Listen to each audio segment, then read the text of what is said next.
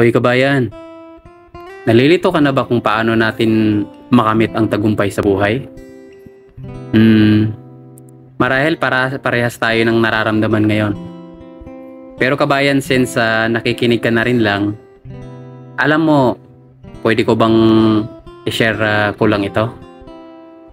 Totoo nga yung sinasabi ng iba na kahit napakarami mo nang nagawa ng bagay, magkakamali ka lang ng isang beses ay huhusgahan ka na agad nila, di ba?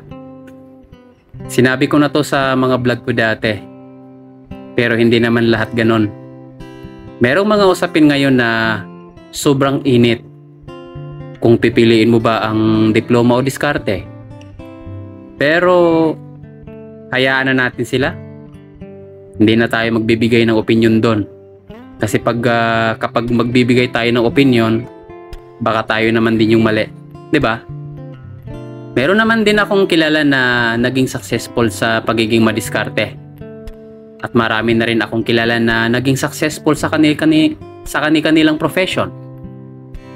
Alam mo, ang buhay kabayan, importante talaga ay kailangan magkaroon tayo ng magtuturo sa ating buhay. Magkaroon tayo ng mga taong maging maaaring gabay sa lahat ng mga pangarap natin.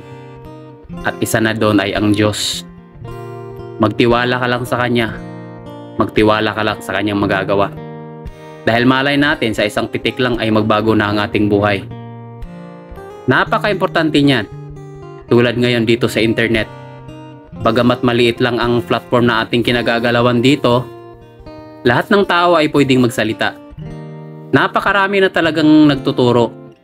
Napakarami nang nagsasabi ng mga diskarte.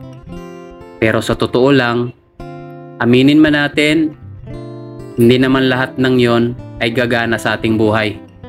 Depende pa rin sa sitwasyon ng isang tao, 'di ba? Pero ganun pa man, ang isang mahalagang bagay ay abutin natin yung lahat ng mga pangarap natin. It's either we fail or we lose. At least sinubukan natin at our best. Hindi man siguro ibibigay ngayon, pero malay natin baka bukas o sa makalawa tayo na naman yung aarangkada. At naniniwala ako doon. At ang mahalaga ay habang nasa proseso tayo ng tagumpay ay wala tayong inaapakang ibang tao. Yun lang. Ikaw kabayan, sasabayan mo ba ako sa aking mga pangarap? Kita-kita tayong muli.